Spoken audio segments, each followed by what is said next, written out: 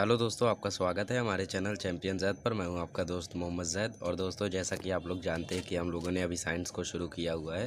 तो साइंस 1 का हम लोगों ने पहला चैप्टर कंप्लीट किया। अभी हम लोग साइंस 2 का पहला चैप्टर कंप्लीट करेंगे। तो पहला चैप्टर है हम लोग का हेरिडिटी एंड एवोल्यूशन। पिछले साल हम लोग ने पढ़ा था हेरिडिटी एंड वेरिएशन। तो ये चैप्टर में हम लोग को क्या क्या पढ़ना है?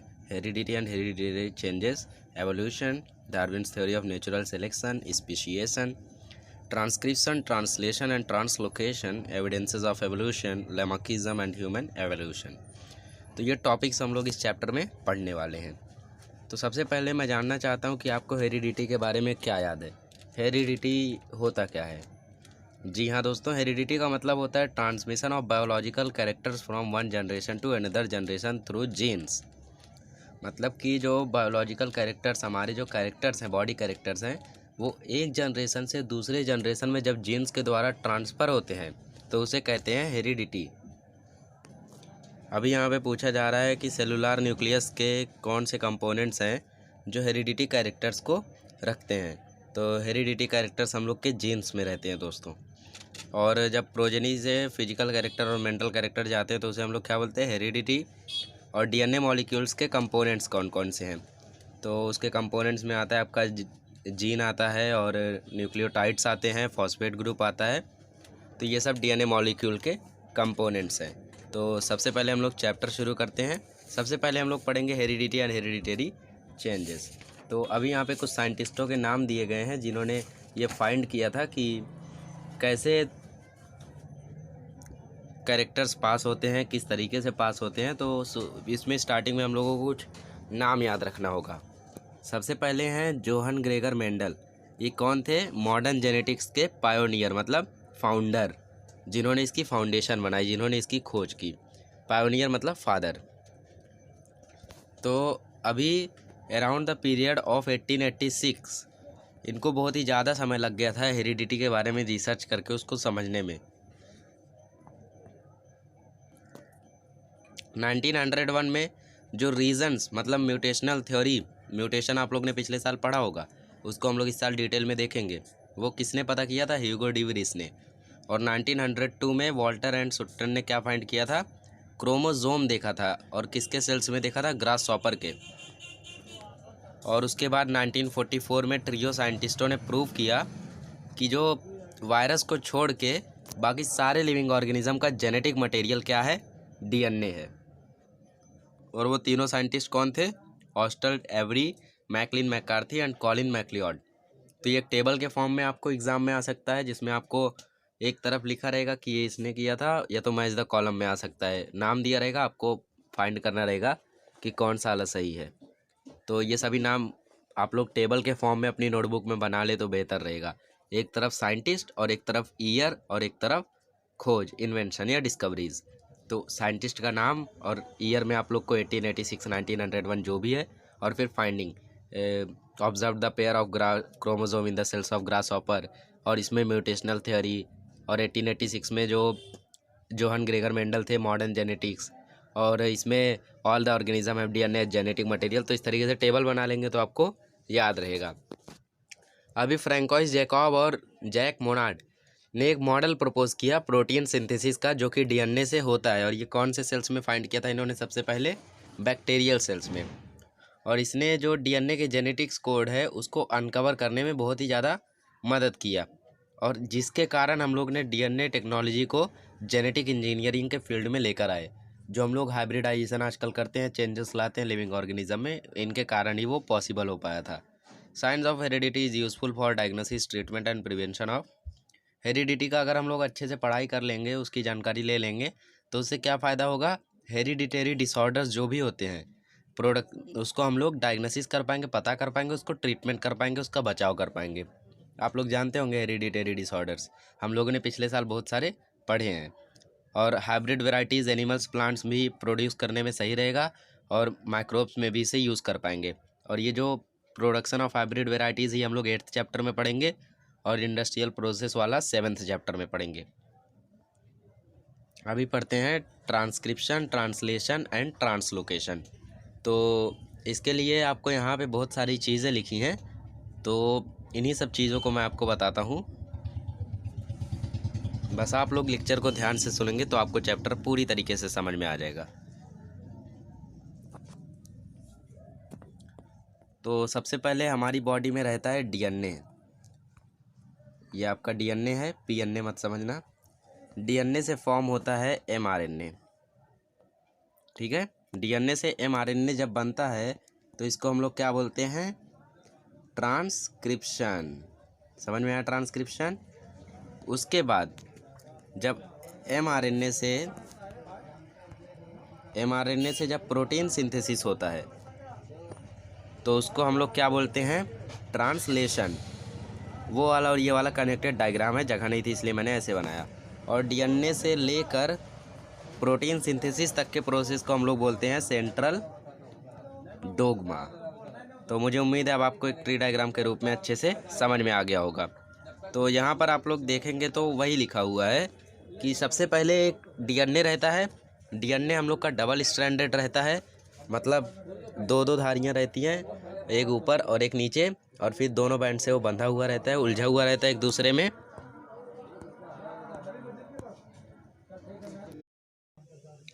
तो दोस्तों अब डीएनए से एमआरएनए बनता कैसे वो प्रोसेस देख लेते हैं और सभी की डेफिनेशंस पढ़ लेते हैं। तो सबसे पहले आपका यहाँ पे डीएनए है, आप लोग यहाँ पे देख सकते हैं। ये है आपका डीएनए डबल स्ट्रैंडेड। ठीक है, यहाँ पे जो डीएनए की एक स्ट्रैंड है उसके साथ पेयरिंग हो रही है एमआरएनए की। इसको मैं सिंपली बताता हूँ। जैसे देख लीजिए आपका यहाँ पे ये डीएनए है, ठीक है, यहाँ से आपका स्ट्रैंड गया एमआरएनए वाला। तो यहाँ पे जो न्यूक्लियोटाइड्स है, मतलब adenine, guanine, thymine, cytosine DNA के, वो कॉपी हो जाएंगे एमआरएनए में। और जो पेयरिंग होगी वो कुछ आपकी इस तरह होगी। यूरासिल के साथ कंपेयर करेगा एडेनिन, एडेनिन के साथ थाइमिन, साइटोसिन के साथ गुआनिन, और गुआनिन के साथ साइटोसिन, यूरासिल के साथ एडेनिन। इस तरीके से आपका पूरा पेयरिंग होगा। तो यहाँ पे आप लोग को देख सकते हैं पेयरिंग।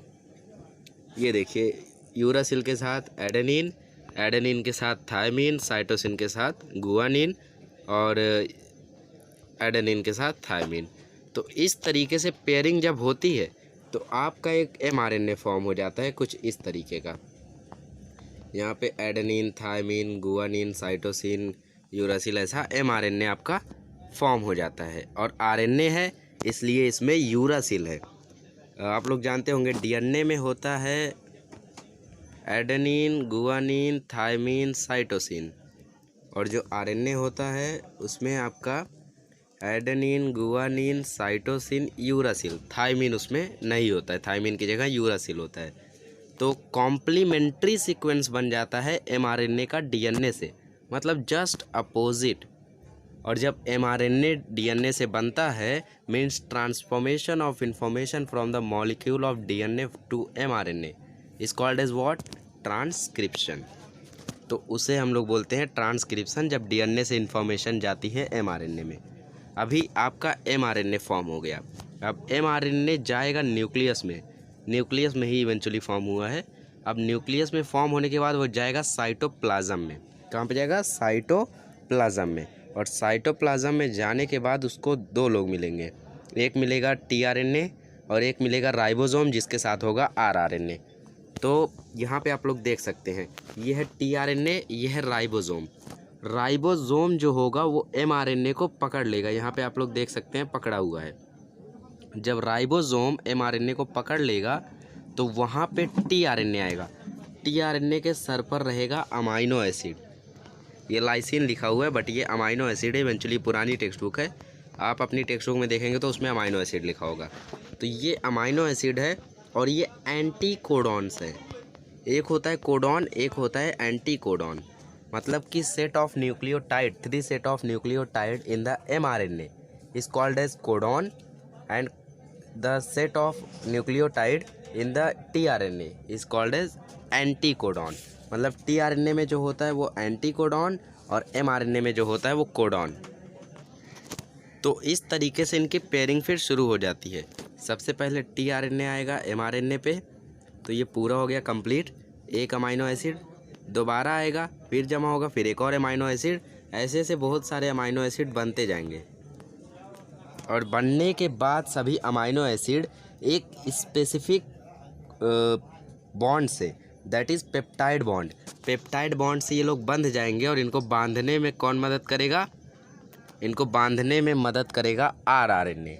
और जब पेप्टाइड बॉन्ड से सभी अमाइनो एसिड एक साथ जमा हो जाएंगे तो बनेगा macromolecules of amino acid formed by the bonding of the peptide bond which is called as protein.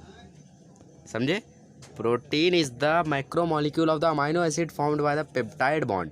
Peptide bond से जब बहुत सारे अमाइनो एसिड जुड़ जाते हैं तो साथ में बनते हैं प्रोटीन। अब आपको समझ में आया होगा कि प्रोटीन बनता कैसे है। अब प्रोटीन तो बन गया, लेकिन प्रोटीन क्या करता है आपकी बॉडी में? प्रोटीन जाता है प्रोटीन सिंथेसिस में, जिससे प्रोटीन समय समय पर सिंथेसाइज होता है और सिंथेसाइज होने के बाद आपके बॉडी कैरेक्टर को शो करने में मदद करता है। आप गोरे हैं प्रोटीन की वजह से, आप काले हैं प्रोटीन की वजह से, आपके हेयर्स ब्लैक हैं प्रोटीन की वजह से, ब्राउन है प्रोटीन की वजह से, आपका पूरा बॉडी कैरेक्टर ऐसा है तो वो सिर्फ प्रोटीन की वजह से।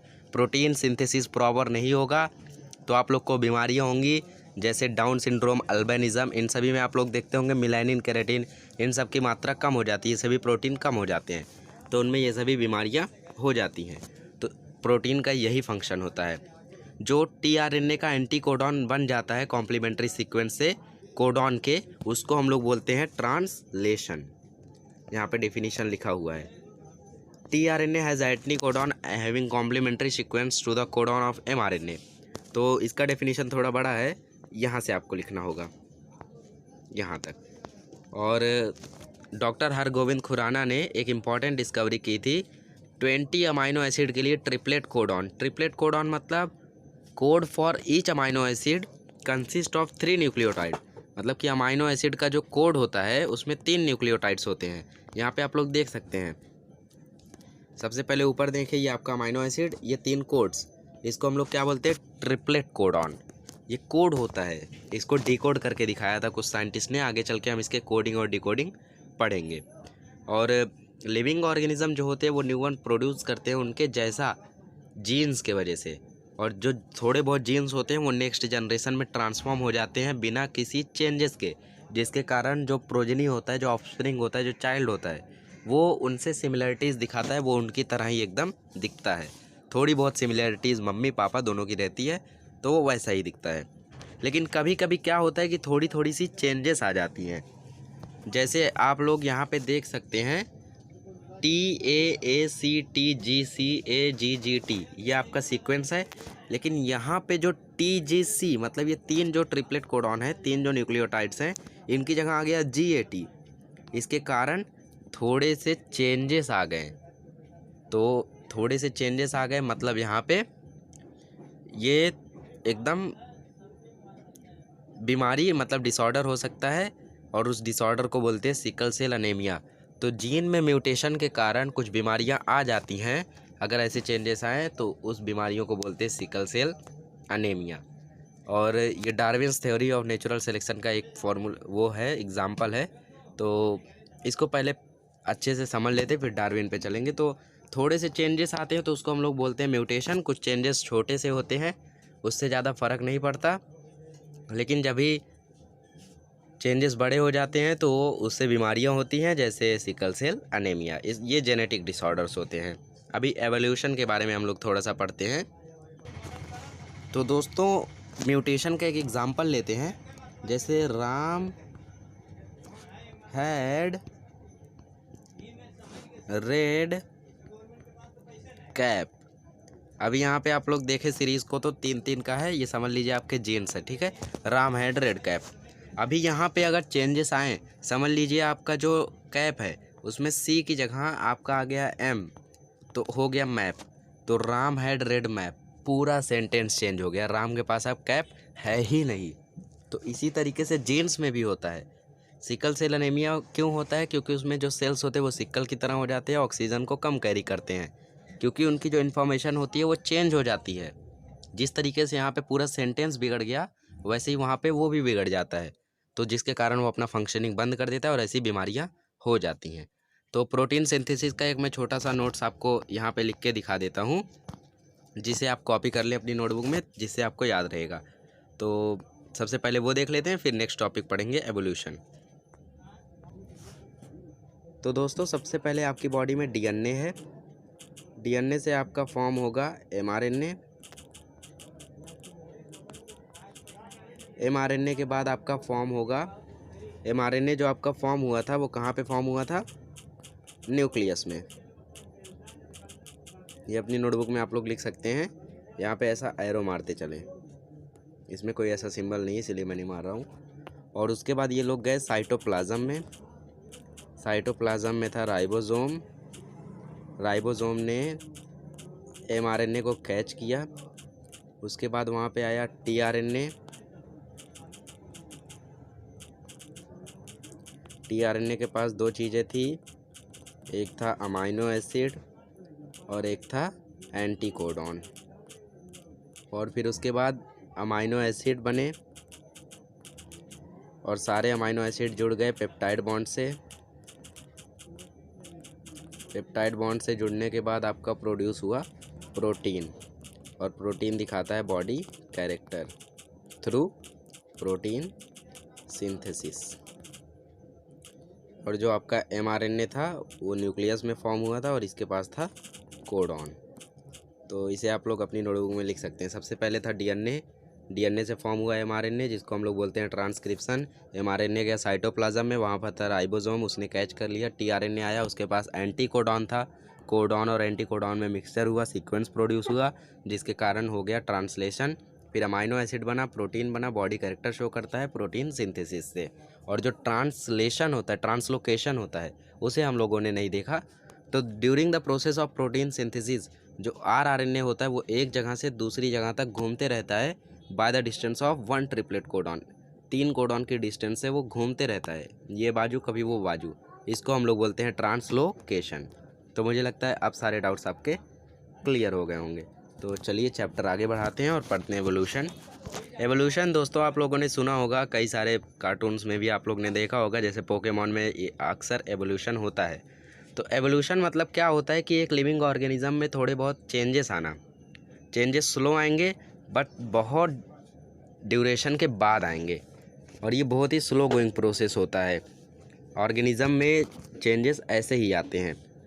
और एवोल्यूशन के कई सारे डेफिनेशन दिए गए हैं, पर जो परफेक्ट है वो मुझे लगता है पहला वाला है। Evolution is the gradual change of living organism over a long duration. और जो आपका दूसरा डेफिनेशन है वो यहाँ है, और 4 डेफिनेशन है यहाँ पे। तो यहाँ पे कहा गया है कि 3.5 बिलियन साल पहले, मतलब 35 करोड़ साल पहले अर्थ पे लाइफ थी ही नहीं। शुरुआत में कुछ सिंपल एलिमेंट्स थे जिसमें से ऑर्गेनिक इनऑर्गेनिक कंपाउंड्स आए, उसके बाद उनमें मिक्सचर हुआ जिससे कॉम्प्लेक्स कंपाउंड बने। कॉम्प्लेक्स कंपाउंड में मतलब प्रोटीन्स और न्यूक्लिक एसिड। और फिर उसके बाद सिंपल कंपाउंड से वो बने थे, और फिर पहला सेल फॉर्म हुआ, न्यूक्लिक एसिड बन गया और उसके साथ बन गया था प्रोटीन। तो पहला सेल फॉर्म हुआ, और जब पहला सेल फॉर्म हुआ तो एक यूनिसेलुलर ऑर्गेनिज्म फॉर्म हुआ जिसको हम लोग बोलते हैं प्रोटोप्लाज्म। क्योंकि और उसके बाद जो सेल्स थे वो धीरे धीरे इंक्रीज़ होते गए, इंक्रीज़ होते होते होते होते नेचुरल सिलेक्शन से कई ऑर्गेनिज्म पेरिश हो गए, ख़त्म हो गए, और कई ऑर्गेनिज्म आगे बढ़ गए। और आज बहुत सारी स्पीसीज़ हैं, बहुत सारे डाइवर्सिटीज़ हैं, अमीबा से लेके पैरामीशियम तक, क्लोरेला से लेके बनियान ट्री तक। और ऑर्गेनिज्म हर जगह पे प्रेजेंट है आज, एयर में, वाटर में, लैंड में, रॉक में, एक्सेट्रा, हर जगह पे है। Human have show curiosity about the origin of life. Human ने बहुत सारी क्यूरियोसिटी दिखाई है किसके प्रति? लाइफ और रीजन्स के जानने में, कि इतनी सारी डाइवर्सिटी कैसे आई। तो इतनी सारी डाइवर्सिटी एक यूनिसेल्युलर लिविंग ऑर्गेनिज्म से आई थी। तो ये कैसे हुआ था? एक पहले इनऑर्गेनिक कंपाउंड था, ऑर्गेनिक कंपाउंड था, जो मिले, फिर कॉम्प्लेक्स कंपाउंड बना जैसे प्रोटीन और न्यूक्लिक एसिड। और फिर उसके बाद लॉन्ग टाइम के बाद पहला सेल बना, प्रिमिटिव टाइप ऑफ सेल, मतलब बहुत पुराना मिक्सचर से बना था वो इनके। और फिर उसके बाद जब वो सेल बना तो एक पहला ऑर्गेनिज्म बना जिसका नाम था प्रोटोप्लाज्म। और प्रोटोप्लाज्म इसको क्यों बोलते हैं? क्योंकि ये न्यूक्लियोप्लाज्म प्लस साइटोप्लाज्म से बना था, इसीलिए इसको बोलते हैं प्रोटोप्लाज्म। न्यूक्लियोप्लाज्म प्लस साइटोप्लाज्म से बना था। और इस थ्योरी ऑफ एवोल्यूशन के हिसाब से पहला ऑर्गेनिज्म प्रोटोप्लाज्म था, ओशन में बना था। और फिर धीरे धीरे चेंजेस आए जिससे थोड़े थोड़े थोड़े थोड़े ऑर्गेनिजम्स बदलते गए। यूनिसेलुलर से मोर कॉम्प्लेक्स ऑर्गेनिज्म बने, जिससे मल्टी सेलुलर आए, और 300 करोड़ सालों तक चेंजेस आते रहे। और changes and development in living organism had been all round and multi dimensional. हर तरफ से चेंजेस आते गए लिविंग ऑर्गेनिज्म में। Overall process is called as evolution. चौथा डेफिनेशन आपका, पहला डेफिनेशन आप लोग याद रखें, वो सही रहेगा। और एक और definition, progressive development of plant and animal from the ancestors having different structural and functional organization is called evolution. Fourth वाला भी आपका सही है, इसे भी आप लोग पढ़ सकते हैं। जो आपको ईजी लगे वो आप पढ़िए। और उसके बाद आपका यहाँ पे एवोल्यूशन का टॉपिक ख़त्म हुआ। अभी एवोल्यूशन के एविडेंसेस कौन कौन से हैं, उसके प्रूफ्स कौन कौन से हैं, वो टॉपिक आपका शुरू हुआ। तो सबसे पहला एविडेंस यहाँ पे है मॉर्फोलॉजिकल एविडेंस। आपको कॉन्सेप्ट चार्ट में आएगा एविडेंसेस ऑफ एवोल्यूशन, तो नाम लिखने होंगे आपको। तो पहला बताया जा रहा है, सारे एविडेंसेस से हम प्रूफ क्या करने वाले हैं, मेन लाइन सारे एविडेंसेस से हम यही प्रूफ करने वाले हैं, all the organism must have common ancestor. मतलब कि सारे ऑर्गेनिज्म के ज़रूर एक ही पूर्वज थे, यही हम लोग सब एविडेंस से प्रूफ करने वाले हैं। तो पहला एविडेंस जो लाया गया वो था मॉर्फोलॉजिकल एविडेंस। तो मॉर्फोलॉजी का मतलब होता है दोस्तों अपीयरेंस, बनावट। सारे ऑर्गेनिज्म की अगर हम बनावट देखें तो एक जैसी है। कान सबके पीछे हैं, आँख सबकी आगे है, आँख के नीचे नाक, नाक के नीचे मुंह। ऐसा तो है नहीं कि मुंह पहले आ गया, नाक बाद में आई और लास्ट में आँख। सभी ऑर्गेनिज्म, चाहे वो कुत्ता हो, बिल्ली हो, फॉक्स हो, या ह्यूमन्स हो, या कोई और हो, सभी की अपीयरेंस ऐसी ही है। और अगर हम लोग पेड़ पौधों को भी देखें तो उनकी भी लीव्स अगर हम लोग देखें तो वैसी की वैसी ही हैं। आम भी वैसे ही होते हैं, आलू भी वैसे ही होते हैं, अमरूद भी वैसे ही होते हैं, बस फ़र्क इतना होता है कि उनका रंग अलग होता है। तो इस एविडेंस से क्या प्रूफ होता है कि जो सबके एंसिस्टर थे वो एक थे, एक एंसिस्टर से ही इतने अलग अलग जानवर बने। दूसरा एविडेंस आता है एनाटॉमिकल एविडेंस। एनाटॉमिकल एविडेंस उतना ज़्यादा एक्सेप्टेबल नहीं था, लेकिन इसमें जो ह्यूमन हैंड था, कैट्स फोरलेग था, पैटेगियम ऑफ बैट था, फ्लिपर ऑफ वेल था। इसमें कैट्स फोरलेग ऑफ ऑक्स आएगा आपका। टेक्स्ट बुक पुरानी होने के कारण थोड़े से चेंजेस हैं। तो इसमें जो बोन जॉइंट्स थे, मतलब ये और ये, यहाँ पे सिमिलरिटी पाई गई थी। सब जगह पे सिमिलरिटी नहीं है, देखे तो बहुत सारे डिफरेंसेस हैं, ये मोटा है, ये पतला है, ये थोड़ा अलग है, लेकिन जो बोन जॉइंट्स है उसको आप लोग अगर ऑब्जर्व करें तो सेम है। यहाँ पे भी इतना इतना, यहाँ पे भी, यहाँ पे भी और यहाँ पे भी। तो वहाँ पे ये सिमिलरिटी थी, इसको बोलते हैं एनाटॉमिकल एविडेंस। अब उसके बाद वेस्टिजियल ऑर्गन। वेस्टिजियल ऑर्गन से पहले यहाँ पे कुछ क्वेश्चंस थे। हाँ, ये रहा, what is the function of appendix in our digestive system. Function क्या होता है अपेंडिक्स का? अपेंडिक्स का फंक्शन पहले कुछ नहीं, अभी कुछ नहीं होता है, लेकिन पहले के ज़माने में जो हम लोग कच्चे खाने खा लिया करते थे, इंसान जानवर को मारते थे तुरंत खा ले जाते थे बिना पकाए, कच्चे पौधे खा लिया करते थे। तो बिना पकाए खाने को कौन पचाने में मदद करता था? अपेंडिक्स। और अपेंडिक्स को store house of good bacteria भी कहा जाता था। नोटबुक में आप लोग नोट करते चले। विजडम टीथ जो होता है वो आज तो चबाने में मदद नहीं आता है, इसलिए थोड़ा बहुत दिक्कत देता है तो हम लोग निकलवा देते हैं। लेकिन पहले के ज़माने में जब इंसान पत्तियाँ खाया करते थे बड़ी बड़ी, तो विजडम टीथ चबाने में बहुत ही ज़्यादा मदद करता था, लेकिन अब नहीं। डायनासोर और एक्सटेंट क्यों हो गए? क्योंकि बीच में एक बहुत ही तगड़ा ब्लास्ट हुआ था, जिसके कारण पॉल्यूशन हुआ था और नेचर की वजह से वो सर्वाइव नहीं कर सके। और एनिमल्स और बर्ड्स क्यों एक्सटिंक्ट होते जा रहे हैं? क्योंकि उनमें एवोल्यूशन नहीं आ रहा है। ह्यूमंस कैसे हैं? जेनेटिक रिकॉम्बिनेशन होता है, जिसके कारण ये नेचर को बीट कर सकते हैं। टॉपिक आ गया है तो मैं बता ही देता हूँ दोस्तों। जो तो दो टाइप के रिप्रोडक्शन होते हैं, एक एसेक्सुअल, एक सेक्सुअल। तो दोनों रिप्रोडक्शन में एक फ़र्क होता है कि असेक्सुअल में जो होता है उसमें जेनेटिक रिकॉम्बिनेशन नहीं होता है। जेनेटिक रिकॉम्बिनेशन मतलब क्या? अपग्रेड होना, थोड़ा सा रिकम्बाइन होना और फिर से बेहतर बनना। तो सेक्सुअल रिप्रोडक्शन में क्या होता है? जेनेटिक रिकॉम्बिनेशन होता है, जिससे थोड़े से अच्छे हो जाते हैं, नेचर में स्टैंड बाय कर सकते हैं। लेकिन जो असेक्सुअल रिप्रोडक्शन होता है उसमें ये नहीं होता है, जिसके कारण जैसे पेरेंट्स थे, एंसिस्टर्स थे, वैसे ही वो भी रह जाते हैं, तो नेचर में वो सर्वाइव नहीं कर पाते हैं। तो यही कारण है। तो वेस्टिजियल ऑर्गन में आपको यहाँ पे आया है, डेफिनेशन पहले दिया गया है, वो ऑर्गन्स जो डीजनरेटेड है या अंडर डेवलप्ड है, जो डेवलप्ड नहीं है, उन ऑर्गन्स हम लोग को क्या बोलते हैं? उन ऑर्गन्स को हम लोग क्या बोलते हैं? Vestigial organ. तो लिविंग ऑर्गेनिज्म में न्यू टिश्यूज़ और organ for living in changing environment is not possible. Environment जैसे जैसे चेंज हो रहा है वैसे वैसे टिश्यूज़ डेवलप नहीं हो पा रहे हैं, जिसके कारण धीरे धीरे सब ख़त्म होते गए। जैसे आप लोग देखें तो ये विजडम टीथ, ये टेल बोन, ये ईयर मसल, ये अपेंडिक्स, सभी के फंक्शन थे पहले, लेकिन अभी किसी काम के नहीं है। ईयर मसल हम लोग के लिए काम के नहीं है। कुछ इंसान अपने कान हिला लेते हैं, लेकिन उनमें ईयर मसल मतलब काम का है, लेकिन कुछ लोग नहीं कर पाते, मतलब उनमें वो ख़त्म हो चुका है, वो वेस्टिजियल बन चुका है। लेकिन जो मंकीज़ में होता है ये कान, वो उनकी मदद करता है, वो अपने पिन्ना को हिला सकते हैं। और जो विजडम टीथ होता है वो मैंने बताया पहले कैसे काम आता था, अपेंडिक्स भी बताया, टेल बोन भी वैसे ही काम आता था। टेल बोन ज़्यादा काम का नहीं था, पर सपोर्ट के लिए था। जैसे पेड़ पे चढ़े तो टेल जो रहती थी उसके कारण हम लोग सपोर्टेड रहते थे, गिरते नहीं थे। तो ये सभी एग्जाम्पल है वेस्टिजियल ऑर्गन के। अगर आपको आया है एग्जाम्पल्स ऑफ वेस्टिजियल ऑर्गन, तो आपको ये 5 नाम याद रखे रहे हैं: appendix, tail bone, wisdom teeth, ear muscle, human hairs या बॉडी हेयर्स। बॉडी हेयर्स को वैसे पूरी तरीके से नहीं कहा जा सकता, फिर भी वो उसी में आते हैं। अब पैलियंटोलॉजिकल एविडेंस आता है। पैलियंटोलॉजिकल एविडेंस का मतलब होता है, सबसे पहले पैलियंटोलॉजी जानते हैं। पैलियंटोलॉजी का मतलब होता है स्टडी ऑफ फॉसिल्स और रेमिनेंट्स, मतलब जो फॉसिल्स और रेमिनेंट्स बचे हुए हैं उनकी स्टडी को बोलते हैं पैलियंटोलॉजी। अब इनके बारे में एविडेंसेस कैसे आए? क्योंकि जो ऑर्गेनिजम्स होते थे वो पहले के ज़माने में जब डिज़ास्टर्स हुए, जैसे भूकंप आया या बाढ़ आई, तो उसमें उन लोग दब गए वॉल्केनो इरप्शन में। तो ज़मीन में दबने के बाद उनके फॉसिल्स बन गए। हड्डियाँ तो गई, लेकिन उनके जो इम्प्रेशंस थे, फॉसिल मतलब इम्प्रेशंस, वो बच गए। तो इम्प्रेशंस वो प्रिजर्व रह गए अंडरग्राउंड में। रिमिनेंट्स मतलब उनकी हड्डियाँ, और इम्प्रेशन मतलब फॉसिल्स, उसको हम लोग क्या बोलते हैं? फॉसिल्स। स्टडी ऑफ फॉसिल बहुत ही इंपॉर्टेंट है। क्यों? क्योंकि इसमें हम लोगों को एक मेथड निकाला गया है, कार्बन डेटिंग मेथड।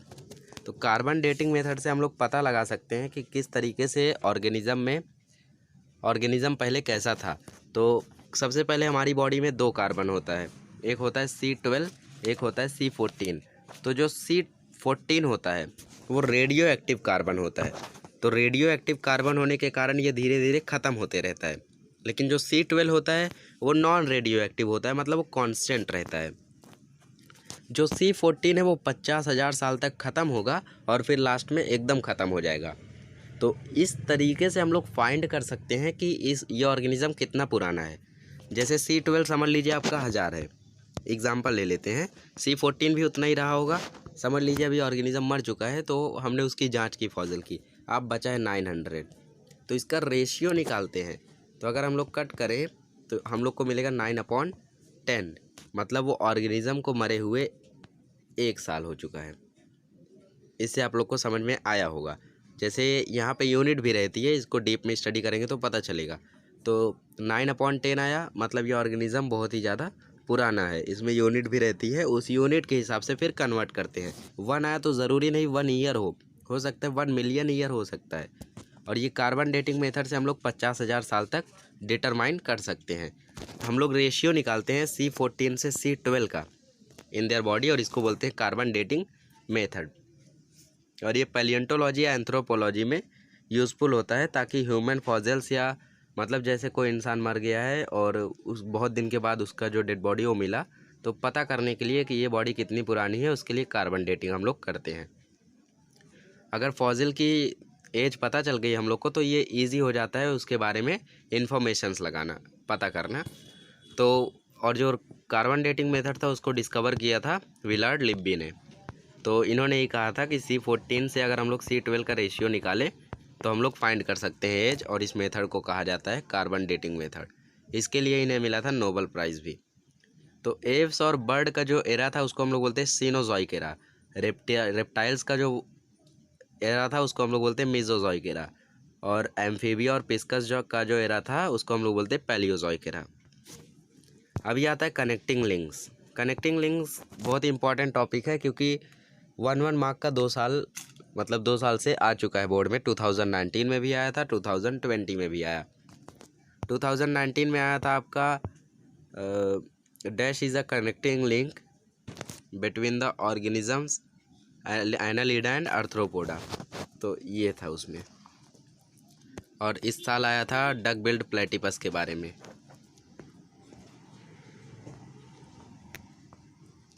तो एनिमल्स और प्लांट्स जो होते हैं वो मॉर्फोलॉजिकल कैरेक्टर शो करते हैं, जिसके कारण वो 2 ग्रुप में रिलेट किए जा सकते हैं। जैसे अभी आप हो, आप पढ़ा भी सकते हो और पढ़ भी सकते हो, मतलब आप टीचर और स्टूडेंट के बीच में कनेक्टिंग लिंक हो, आपके पास दोनों कैरेक्टर हैं, तो वो होता है कनेक्टिंग लिंक। या फिर कोई बच्चा है जो खेलने में भी एक नंबर है और पढ़ने में भी एक नंबर है। तो वो पढ़ाई और खेलने उलने के बीच में कनेक्टिंग लिंक है। जैसे पेरीपेटस होता है तो उसकी बॉडी में सेगमेंटेड बॉडी होती है और क्यूटिकल्स प्रेजेंट होते हैं। उसके पास पैरापोडिया होता है, मतलब पैर। ऑर्गन्स प्रेजेंट होते हैं लोकोमोशन के लिए। और ये ऑर्गेनिज्म रेस्पिरेशन भी ट्रैकियल करते हैं और सर्कुलेटरी सिस्टम भी ओपन होता है, जो आर्थ्रोपोडास के सिमिलर है। तो इसके पास दोनों कैरेक्टर है, एक तो सेगमेंटेड बॉडी भी है और ओपन सर्कुलेटरी सिस्टम भी है। Segmented body Annelida, open circulatory system arthropoda, तो इसीलिए कनेक्टिंग लिंक है। डकबिल प्लेटिपस होता है, वो हार्ड सेल से एक देता है, तो वो कैरेक्टर हुआ रेप्टाइल का। बट इसके पास मेमोरी ग्लैंड होता है, वो कैरेक्टर हुआ मैमल्स का। तो इसीलिए duckbill platypus is a connecting link between the mammals and reptiles. Lung fish जो होते हैं वो रेस्पिरेशन करते हैं लंग से, भले ही वो मछली हैं। मछलियाँ अक्सर फेरेंजियल गिल स्लिट से रेस्पिरेशन करती हैं, बट जो लंग फिश होती है वो लंग से रेस्पिरेशन करती है। तो वो ह्यूमन और फिशेस के एम्फीबियंस और रेप्टाइल्स के बीच में कनेक्टिंग लिंक है।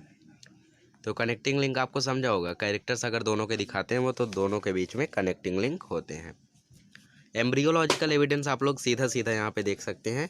एम्ब्रियो जब शुरुआत में फॉर्म हुआ तो पहले स्टेज में आप लोग देखे तो सब सिमिलर थे, भले ही वो फिश हो, सैलमेंडर हो, टोर्टॉइज हो, चिकन हो, पिग, काऊ, रैबिट, मैन। ये मैन भी यहाँ तक की सिमिलर है। सेकंड स्टेज में सिमिलरिटी थोड़ी थोड़ी कम हुई और थर्ड स्टेज में एकदम ही ज़्यादा कम हो गई। तो ये क्या शो करता है कि जो सारे ऑर्गेनिज्म के एंसिस्टर्स थे वो एक ही थे। अगर आप लोग इसको देखें तो सिमिलर थे, भले ही बाद में वो घट गए लेकिन शुरुआत में तो सिमिलर थे। एवोल्यूशन के साथ साथ चेंजेस आए, तो यही शो करते हैं कि सारे ऑर्गेनिज्म शुरुआत में सिमिलर थे। तो यहाँ पे वही लिखा है कि पहले इनिशियल स्टेजेस में सिमिलरिटीज़ थी, बट जैसे जैसे स्टेज पास हुए वो सिमिलरिटी डिक्रीज़ हो गई। और जो इनिशियल स्टेज में सिमिलरिटी थी वो क्या इंडिकेट करती है कि all the organism have common ancestors. अभी Darwin's theory of natural selection पढ़ते हैं। डार्विन ने बहुत सारे लोगों के सैंपल्स मतलब स्पेसिमेंट्स उठाए थे प्लांट्स एनिमल्स के, और उनका ऑब्जर्वेशन किया था। और फिर उसके बाद इन्होंने theory of natural selection propose किया। और ये कहते थे कि इस थ्योरी से बोलना चाहते थे कि ऑर्गेनिज्म जो नेचर में सर्वाइव करने के फिट होता है वही सर्वाइव कर सकता है, बाकी सब पेरिश मतलब ख़त्म हो जाते हैं। आपको मैं डीप में बताता हूँ। इन्होंने एक बुक भी लिखी थी, ओरिजिन ऑफ स्पीसीज़। तो डार्विन ने कहा था कि सारे ऑर्गेनिज्म, जैसे अभी इस समय जिनका जेनेटिक रिकॉम्बिनेशन नहीं होता है, जैसे कि आप लोग देख लें तो पीजन्स हो गए जो एग देते हैं, तो उनका जेनेटिक रिकॉम्बिनेशन नहीं होता है, तो उनके जो ऑर्गेनिज्म हैं वो नेचर में सर्वाइव नहीं कर सकते क्योंकि उनका एवोल्यूशन उस तरीके से नहीं हुआ है। तो नेचर उसको नहीं सेलेक्ट करेगा, वो पेरिश हो जाएगा मतलब ख़त्म हो जाएगा। और इसके साथ साथ इस वर्ल्ड में खाने के लिए भी कंपटीशन होता है। रैबिट और दूसरा स्नेक, दोनों लोग खाने के लिए झगड़ रहे हैं। जो फिट रहेगा, जो नेचर में अपने आप को ढाल लेगा, जो सरवाइव कर लेगा वो बच जाएगा, बाकी ख़त्म हो जाएगा। जैसे अभी दो लोग लड़ रहे हैं, दो कौवे हैं, दोनों लोग लड़ रहे हैं, पर एक कौवा बहुत ही सुस्त है, एक कौवा बहुत ही तेज है। तो वो जीत गया, उसने खाना हासिल कर लिया, अभी ये तो भूखा रह गया। तो ये पेरिश मतलब ख़त्म हो जाएगा धीरे धीरे। तो जो सिलेक्टेड ऑर्गेनिजम्स हैं जो रिप्रोडक्शन भी कर सकते हैं और अपने कैरेक्टर से न्यू स्पीसीज़ को राइज भी दे सकते हैं, वो ही लोग यहाँ पे सरवाइव करने के लायक हैं। तो डार्विन ने वही कहा था कि नेचर उसी को सरवाइव करने देता है जो उसके लिए फिट रहते हैं, बाकी सब पेरिश मतलब मर जाते हैं। डार्विन की थ्योरी बहुत समय के लिए एक्सेप्टेड थी, बट फिर जानते हैं आप लोग कि कुछ जेलस लोग उसमें खामियां ज़रूर निकालते हैं। तो खामियां निकाली गई, इसमें भी 3 खामियां। पहली खामी ये थी कि नेचुरल सिलेक्शन से ही सिर्फ थोड़ी ना एवोल्यूशन होता है।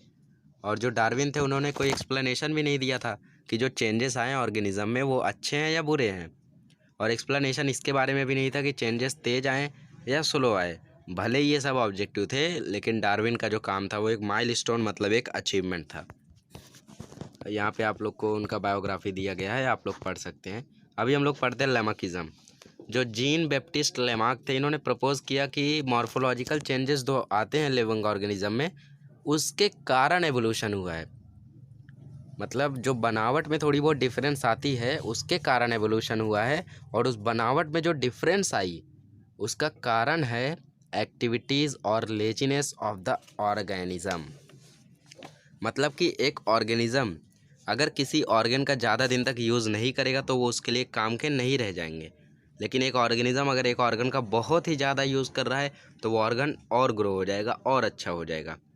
इसीलिए ये अपने प्रिंसिपल को बोलते थे यूज़ और डिसयूज़ ऑफ ऑर्गन, मतलब अपनी थ्योरी को। जैसे इन्होंने बहुत सारे एग्जाम्पल दिए हैं। पहला एग्जाम्पल इन्होंने जिराफ का दिया है। जिराफ पेड़ का पत्तियां खाता था, तो पेड़ पहले लंबे लंबे होते थे तो उसे अपनी गर्दन बढ़ानी पड़ती थी। जनरेशन बाय जनरेशन, पहली जनरेशन में उसने गर्दन बढ़ाया, थोड़ी सी बड़ी हुई। नेक्स्ट जनरेशन आई, ऑलरेडी बड़ी थी और बढ़ाया और बड़ी। थर्ड जनरेशन में और बड़ी हुई और आज जिराफ की नेक इतनी ज़्यादा बड़ी होती है। धीरे धीरे ये चेंजेस आए। ये चेंजेस क्यों आए? क्योंकि उसने अपने ऑर्गन का पूरा एक्टिविटी पूरा यूज़ किया। उसके बाद उन्होंने कहा कि जो आयरन स्मिथ होता है, जो लोहार होता है, उसके जो शोल्डर्स होते हैं वो बहुत ही ज़्यादा मजबूत हो जाते हैं, कंधे, क्योंकि वो लगातार हैमरिंग करता है, लगातार अपना लोहा चलाते रहता है। फिर जो ऑस्ट्रिच और एमू है, इनके जो बर्ड्स के जो विंग्स है, मतलब जो पंख है, वो काम के नहीं रह गए। अभी डिसयूज़ की बात हो रही है। काम के नहीं रह गए क्योंकि वो लोग ने उसका यूज़ ही नहीं किया। वो लोग चलना फिरना ज़्यादा पसंद करते थे, उड़ना उन्होंने कभी सोचा ही नहीं, तो इसीलिए उनके पंख खराब हो गए। और जो बर्ड हैं जैसे स्वैन और डक हैं, उनके जो पंख हैं, लेग्स हैं, वो स्विमिंग के काम आने लगे क्योंकि वो पानी में रहते थे, तो उनके पैर स्विमिंग के काम आने लगे। स्नेक जो था वो अपना पैर गंवा बैठा क्योंकि वो रेंगने की आदत थी उसकी, बुर्रोइंग हैबिट। और ये सारे एग्जाम्पल किसके हैं? एक्वायर्ड कैरेक्टर्स के। और transformation from one two another generation. और ये जो कैरेक्टर्स थे ये एक जनरेशन से दूसरी जनरेशन में चले जाते थे। इसी को कहा जाता था theory of inheritance of acquired characters या फिर लेमाकिज्म। ये साइंटिफिक नाम, ये कॉमन नेम। तो यहाँ पे वही बताया गया है कि ऑर्गेनिज्म का जनरेशन बाय जनरेशन चेंजेस आते जाते हैं और फिर एवोल्यूशन हो जाता है। जितना ज़्यादा ऑर्गन्स का यूज़ करेंगे उतना ज़्यादा ऐसा होगा। और ऑर्गन्स जो होते हैं वो अपनी एक्टिविटीज़ से डेवलप हो जाते हैं, एक्टिविटीज़ ना करें तो डीजनरेट हो जाते हैं, ख़त्म हो जाते हैं, वेस्टिजियल बन जाते हैं। इनकी थियरी पूरे जनरेशन मतलब कि बहुत सालों तक एक्सेप्ट तो की गई, बहुत लोगों ने एक्सेप्ट किया, लेकिन फिर से जेलस लोग आए। उन्होंने कहा कि भाई आपसे किसने कहा कि जो generation by generation characters transfer होंगे ही? अगर आपके अंदर वो कैरेक्टर है तो ज़रूरी है आपके बच्चे के अंदर भी वो कैरेक्टर हो। अब वहाँ पे लेमार्क चुप पड़ गए, इनके पास सवालों के जवाब ही नहीं थे। इन्होंने कहा ज़रूरी नहीं है कि ऐसा हो, जिसके कारण इनकी जो थ्योरी थी वो डिस्प्रूव्ड हो गई। Living organism can transfer the character which it has acquired to the next generation. Living organism के अंदर ये एबिलिटी रहती है कि नेक्स्ट जनरेशन वो कैरेक्टर डाल सके, और इसको बोलते हैं एंसिस्ट्री ऑफ एक्वायर्ड कैरेक्टर्स। चलिए अब स्पीशिएशन पढ़ते हैं। तो स्पीशिएशन पढ़ते हैं दोस्तों। स्पीशिएशन का मतलब होता है formation of new species of plant and animal is the effect of evolution. मतलब कि न्यू स्पीसीज जब बनती हैं प्लांट और एनिमल्स की, वो उससे इफेक्ट पड़ता है एवोल्यूशन पे। क्योंकि ऑर्गेनिज्म की जातियाँ, स्पीसीज मतलब जातियाँ, लेकिन इसका परफेक्ट डेफिनेशन बोले तो स्पीसीज का definition a group of organism which can give fertile organisms. Fertile, sterile नहीं, fertile organism are called species. Fertile organism मतलब एबल टू रिप्रोड्यूस, और सर्टाइल ऑर्गेनिज्म मतलब अनेबल टू रिप्रोड्यूस। फर्टाइल मतलब वो organism जो रिप्रोडक्शन कर सके, सर्टाइल मतलब वो ऑर्गेनिज्म जो एबिलिटी नहीं रखते रिप्रोड्यूस करने की। तो ऐसे ऑर्गेनिजम्स जो होते हैं जो फर्टाइल ऑर्गेनिज्म प्रोड्यूस कर सके, उन्हें बोलते हैं स्पीशीज़। ह्यूमन भी स्पीशीज़ हैं, बर्ड्स भी स्पीशीज़ हैं, एनिमल्स भी स्पीशीज़ हैं, सब लोग स्पीशीज़ हैं। तो स्पीशीज़ जब चेंजेस आते हैं तो उसके कारण एवोल्यूशन होता है। जैसे अभी पहले तो सिर्फ एक ही प्रोटोप्लाज्म था, लेकिन कितनी सारी स्पीशीज़ बन गई आज। ओवर 7 मिलियन स्पीशीज़ तो एनिमल्स की ही हैं। तो सोचिए उसमें प्लांट्स की स्पीशीज़ होंगी, माइक्रोब्स की स्पीशीज़ होंगी, कितने सारे डिफरेंसेस आए हैं। However genetic variation is responsible. जो जीन्स में वेरिएशंस आते हैं उसके कारण न्यू स्पीशीज़ बनते हैं। अभी जीन में वेरिएशन आया, आपको सिकल सेल एनीमिया हुआ। जीन में वेरिएशन आया, आपकी जो प्रोटीन सिंथेसिस है वो कम हुई, जिसके कारण आपके बॉडी के कैरेक्टर ढल गए और आप एक गोरिल्ला की तरह कन्वर्ट हो गए, ट्रांसफॉर्म हो गए। तो गोरिल्ला ऐसे ही बने होंगे, उनके अंदर जो प्रोटीन है मेलानिन वो ज़्यादा तरीके से प्रोड्यूस नहीं हुआ होगा, जिसके कारण चेंजेस आए, और थोड़े से और जेनेटिक चेंजेस आए जिसके कारण मुंह ऐसा हुआ, हाथ इतने ताकतवर हुए और वो वैसे बन गए। और जोग्राफिकल और reproductive isolation also leads to speciation. Geographical मतलब कि वहाँ के नेचुरल चीज़ें कैसी है, एनवायरनमेंट कैसा है, उसके कारण भी स्पीशिएशन होता है। तो स्पीशिएशन मतलब यही होता है कि जो चेंजेस आते हैं लिविंग ऑर्गेनिज्म की स्पीशीज़ में। ह्यूमन एवोल्यूशन पढ़ते हैं दोस्तों। ह्यूमन एवोल्यूशन में हम पढ़ेंगे जो लास्ट मंकी था उसकी जो टेल गायब हुई थी वो गायब हुई थी 4 करोड़ साल पहले, और उसके बाद से ह्यूमन एवोल्यूशन शुरू हुआ। और आखिरी जो डायनासोर था वो 7 करोड़ साल पहले गायब हुआ था। मेन पॉइंट्स आपको बता रहा हूँ, इन्हें याद रख लें। Last dinosaur appeared approximately 7 crore years ago, और उसके बाद tail of these monkeys in animals of Africa appeared about 4 crore years ago. और उसके बाद उनका ब्रेन डेवलप हुआ, उनके हैंड्स डेवलप्ड हुए, सब इम्प्रूव हुआ और एप लाइक एनिमल्स बने। और फिर एप लाइक एनिमल्स बने तो धीरे धीरे फिर और चेंजेस आए। और फिर यहाँ पे आपको डायग्राम दिया गया है, आप लोग यहाँ से समझें। तो सबसे पहले 7 करोड़ ईयर्स एगो ऐसे थे ल्यूमर्स, और फिर 4 करोड़ ईयर्स एगो आपके बने इजिप्टोपिथिकस, और फिर उसके बाद आपका 2.5 करोड़ साल पहले बन गया ड्रेओपिथिकस, और फिर रामापिथिकस आया 1 करोड़ साल पहले, फिर ऑस्ट्रेलोपिथिकस 40 लाख साल पहले, और फिर स्किल्ड ह्यूमन 20 लाख पहले जिसके पास स्किल्स आ गई थी, और फिर मैन विथ इरेक्ट पोस्चर मतलब सीधे खड़े होने लगे तभी आदमी 15 लाख साल पहले, और निएंडरथल आया। ये पहला एग्जाम्पल था पूरा एकदम अच्छे ह्यूमन का, क्योंकि इसके पास स्किल भी था, ये इरेक्ट पोस्चर में भी था, इसके पास माइंड भी था। वो 1.5 लाख साल पहले, और 50,000 साल पहले असली आदमी आ गए क्रो-मैग्नन। इस तरीके से एवोल्यूशन की गाड़ी चली दोस्तों। और फिर उसके बाद हमारे जो ब्रेन में डेवलपमेंट आए वो धीरे धीरे डेवलपमेंट आए। सबसे पहले इंसान का दिमाग वैसे इतना बड़ा नहीं होता है, समझने के लिए दिया गया है। दिमाग बढ़ा है लेकिन साइज़ नहीं बढ़ी है, उसके अंदर जो कैरेक्टर्स है वो बड़े हैं। पहले इंसान का दिमाग छोटा हुआ करता था, मतलब ज़्यादा जानकारियाँ नहीं थी, थोड़ी बहुत जानकारी मिली, स्किल बढ़ी, इरेक्ट पोस्चर हुआ और स्किल्स बढ़ी और स्किल्स बढ़ी। आज इंसान ही साइंटिस्ट है। आज इंसान वो है जो पूरे वर्ल्ड में सबसे इंटेलिजेंट एनिमल है। Morphology of these human-like animals started to appear like to the member of the genus Homo about 20 lakh years ago and thus skilled human developed। 20 lakh साल पहले skilled human डेवलप हुए थे। 15 लाख साल पहले उन्होंने सीधे चलना शुरू किया था, और वो चाइना और इंडोनेशिया एशियन कॉन्टिनेंट में शुरू हुए थे। और यहाँ पे आपका दिया गया है वही है यहाँ पे क्रो-मैग्नन वैग्नन के बारे में। तो brain of 50,000 year old man has been sufficient evolve to the existence, मतलब 50,000 साल पहले जो आदमी था उसका ब्रेन इनफ था, सफिशिएंट था। जैसा दिमाग आज है उसमें ज़्यादा फ़र्क नहीं था, वो तभी भी उतने ही अच्छे थे।